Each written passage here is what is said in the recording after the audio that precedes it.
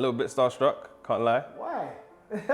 I feel like you're that guy. But yeah, all jokes aside though, bro. Like, literally, how's business been? Yeah, I can't lie. Business has been. Some work.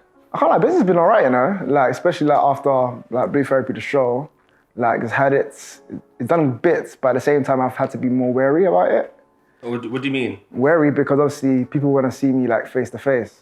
Oh gosh. So yeah, I know. So it's a bit mad. In terms of the clients? Yeah, clients as well. So like people would just enter my DM, so they would want to pay just to see me. Do you get that? It's mad, isn't it? Isn't that a good thing? But you're saying it's good and bad? Yeah, because me personally, I don't like, money's great, but at the same time, I'm in purpose. Like, I like the idea of changing people's lives rather than just training you for the sake of just training. That's fair. Yeah. But so you're saying your clientele, as in the number of clients you're getting out there, is higher? Yeah, 100%. Yeah, man. I have to be more selective as well, man. Can't lie. Yeah. I think it's what's it called, a nicer problem to have. True. To be fair. But that sounds good, man. Yeah, man. I was gonna say, so obviously because you mentioned about having what's it called, clients online and face to face. Has there been a transition at all? Do you still do both? Yeah, I still do. At the moment, I still do both, but I'm leaning more towards the digital. And I feel like as I'm getting older, obviously this is my I'm in my 9th year already. My next year is my 10th one. So pretty much I'm going to transition into fully digital. So, and obviously that's where the money's at really and truly, especially like when COVID hit, like everyone kind of realized, okay, like gyms closed, all of this stuff. And obviously you get more reach as well. So like I've literally hit like different countries as well. So right. Yeah, it's great, man. Mr. International. Don't do this. That's international fitness. That's good, man. Yeah, I was going to say, me personally, I think, well, basically through lockdown, I needed it. Because Yeah. a little bit weak, Not that bad. Yeah, but I just meant like, I needed that motivation. I feel like I needed it myself. Yeah. Maybe to do it on Zoom and online and digital. And I feel like that is the way to go. Yeah, For man. me personally. So I wish I used that kind of platform. I had someone like you, or even my friends or people that actually do it. So just obviously, if you could reach a larger number of people, Yeah, definitely. that is the way to do it. Because it's hard to do it face to face because you're limited to the amount of numbers and how Exactly many that. pages you can be at one time. If that makes Oh yeah, sense. facts. You can make use of more time as well. Like you actually there's 24 hours in a day, but like, bruh, how many of those hours are you actually working? But That's fair. Yeah. That's true. So. I'm gonna say you look like you do fitness yourself, of course, Yeah, because man, you're in the industry. You have to be, man. You can't be like me, bro. And then eat pies and eat all this food, and then at the same time. I don't remember the last time I had a pie, you know. But I'm just. I was gonna say, is there a pressure? That's the point I was trying to make. Is there a pressure on trying to stay fit whilst having clients? Because obviously they look at you as an example. For like, he must know it. Because I do the same thing. I don't do it as much anymore, but. When I used to go gym when I was younger, for example, I'd be like, that guy knows what he's doing because he looks the part. Is there a pressure in terms of? In the earlier stages, yes, but as you obviously get older and everything gets more, I think everything becomes more of a lifestyle, so I'm just used to it now. Like, I don't think there's not really that much of a pressure anymore, it just is part of the daily routine. Okay. So, yeah, I don't think there's any pressure. Like, I feel like the only time there'll probably be pressure is if you're doing like competitions and stuff like that where you have to go on like a strict diet. But obviously I'm not into bodybuilding or anything like that. But when I was younger, I was heavy into athletics, so that'll be the only time when I'll be like serious, like, okay, this is the pressure, like, and this is where I need to hit my peak. Okay. But yeah, other than that, no. So, bro. Yeah. Obviously, just not segueing too much to the left, but like, I was gonna bring I think a massive topic up, which is mental health. Okay. Yeah. I was gonna say, basically, obviously, you're. let's use the word. You're a star. Yeah. Lots of people in the UK, especially London, have seen your face. Sure. And I can imagine there's a lot of pressure, and that obviously it could be good pressure. Some people deal with it a certain way, but again, it just leads back to mental health. Like, how have you managed your mental health in terms of this exposure, let's call it? Do you know what's funniest thing? Like, even before the show, I've done 8 months of therapy.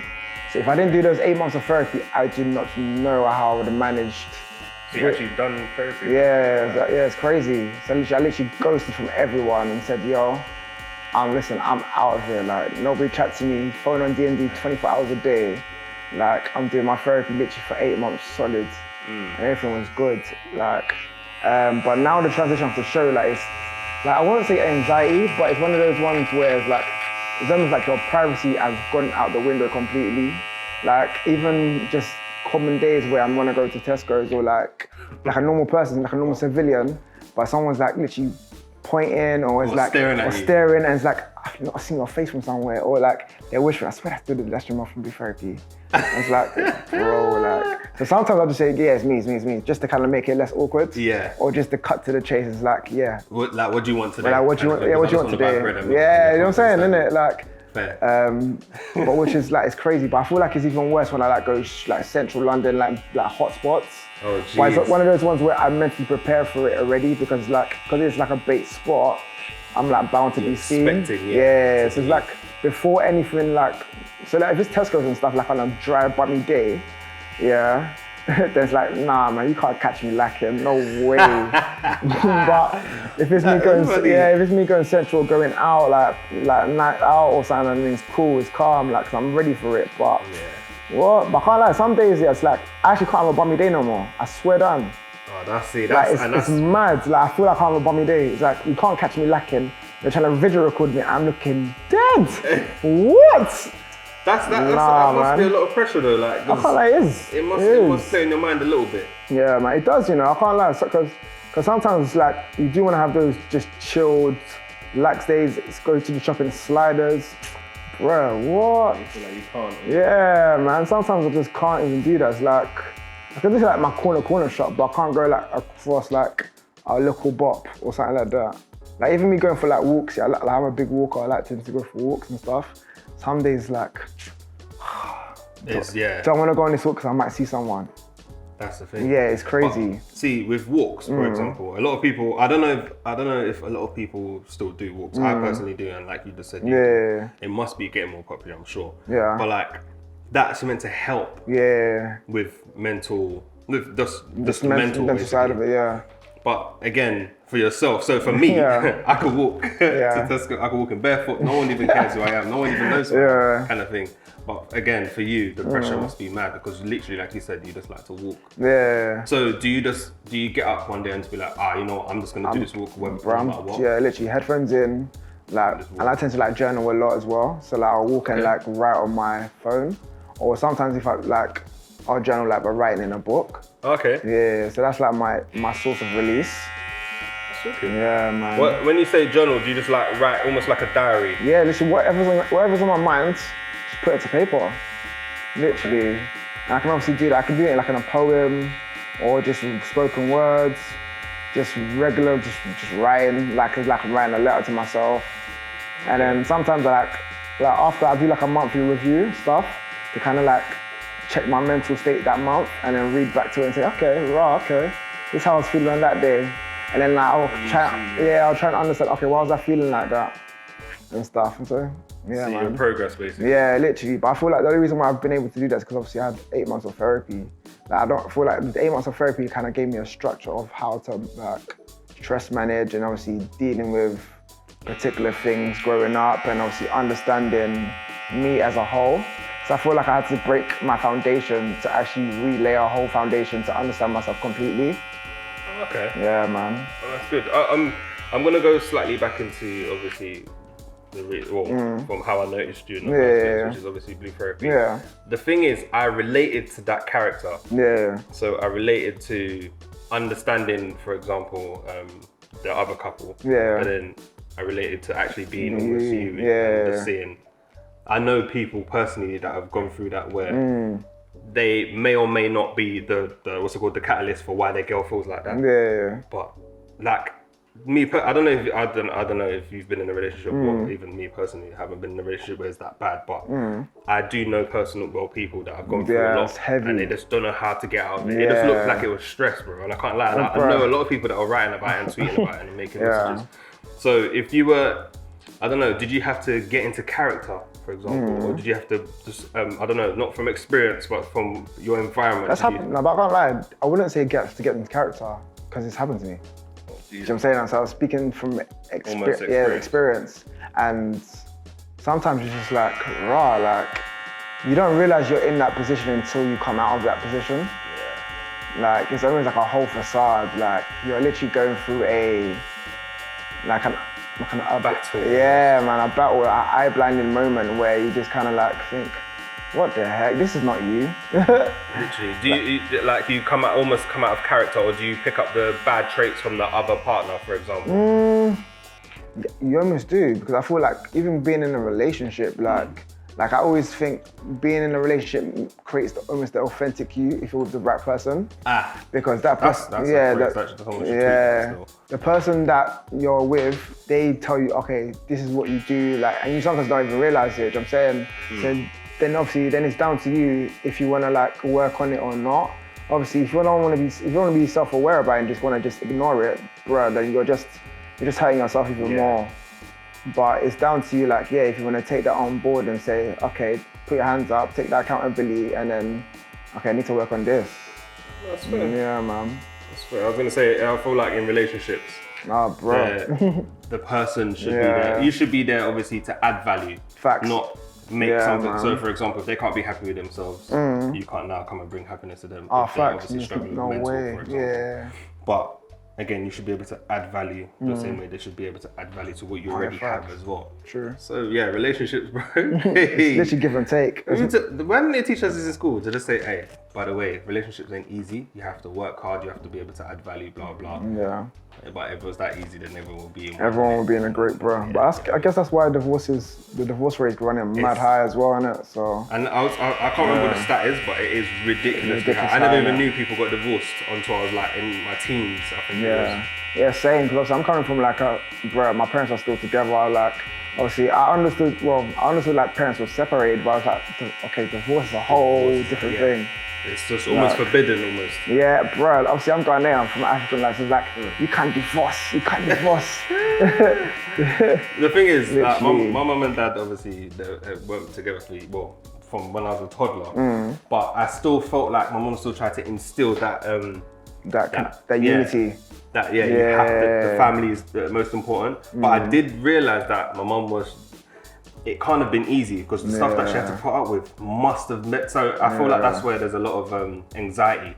And being Nigerian, and being Nigerian. There's no such thing as mental health issues or what is depression? What is that? Like you just deal with it kind of thing. I feel like do you almost feel the same as me, where I feel like they need to be able to just address it at least. Yeah. Not necessarily find help, but just you know what I mean. Just at least address it. I think it always comes down to like self-awareness as well. Like a lot of them are not even aware about it, or they either just choose to ignore it. Yeah. Or like man, it's scary because like, bro, you're taking that on board and then they're gonna push it onto your kids and then your kids are gonna push it to their kids. But it's literally almost like a whole cycle until that person wants to make that decision, that conscious decision. It's like, nah, this needs to stop. Like, I'm not doing it just for myself, but I'm doing it for my kids and making it generational. It's so important. That's good, man. Yeah, man. You are just full of knowledge. Right. It comes with it. That's the thing. I feel like experience definitely brings on, helps with obviously knowledge and all the stuff that you can pass on to other people. I always use my son as an example, and I want him to have the mental toughness, but at the same time you have to find that balance, because I was always told that life is hard, deal with it kind of thing. Yeah, I know. With my son, I want him to say, understand the balance. Life is hard, but you're still allowed to talk about it. And if you need help, you should always ask for help. That's the balance I'm trying to instill. Incorporate, facts. Instill in I think it's so important, man. It can't be easy, bro. Because you see him cry over little things. You want to say a big man. You're not gonna fix up. I feel like the new generation's gone even softer. If I say that, they look at me like I'm mad. Yeah, I think they're just, I don't know, It's soft, yeah.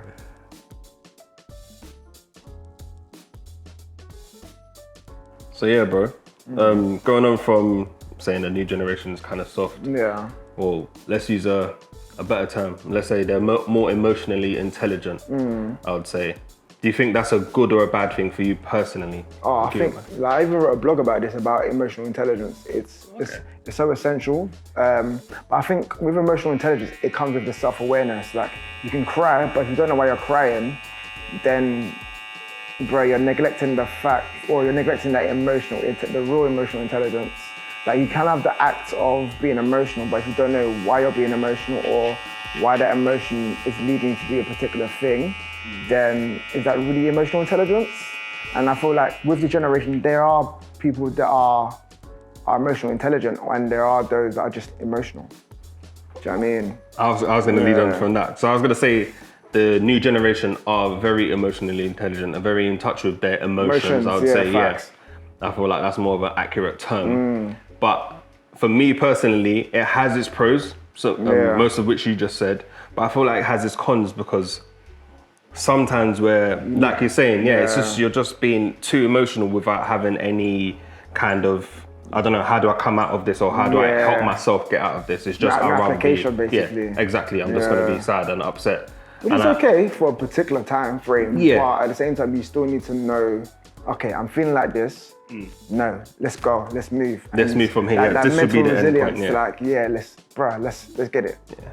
I've been there personally, and I feel like I'm sure there's probably people that have been in worse situations than me, but you just feel like you're very helpless and there's no one there to, I don't know, to support you. I know that feeling is not great at all. I wouldn't wish it upon my worst enemy. But it's easy though, because sometimes obviously, as men as well, like we tend to like internalize a lot of things. Definitely. And we don't like to share particular things or share what we're going through. But I feel like as years go by, we need to learn, like, this is how I'm feeling, or let yourself have like an accountability partner or whatever. Yeah. And just release. Is that like a societal thing when it comes to men not expressing themselves? Yeah, and it's basically monkey see, monkey do. Like you basically learn from what your father done, or what society says. Society says, innit? It's like, oh yeah, men should not cry, this and that. Like I hear that all the time about me, but I'm Christian, but it fully said Jesus wept. So, bro, Jesus can weep. let me cry when I want to cry. Yeah, man. Yeah, even the Jesus Christ himself cried. Can you not? What do you mean I can't cry? So, Jamel, man. Yeah, man. I really appreciate you coming in today. Love my brother. And thank you for sharing, obviously, your experiences. Come on. And yeah, man. I'm sure that it's a safe space, man. Come on. Safe space. Come on, safe space. True. But I'm sure people will take this experience and obviously use it to their advantage. And that's obviously, one day when I grow up, I want to be like Jamel. So it's crazy, bro. Bro, I really appreciate it, man. Thank you for coming today. Take care. See you around as well, man. Come on, defo, local.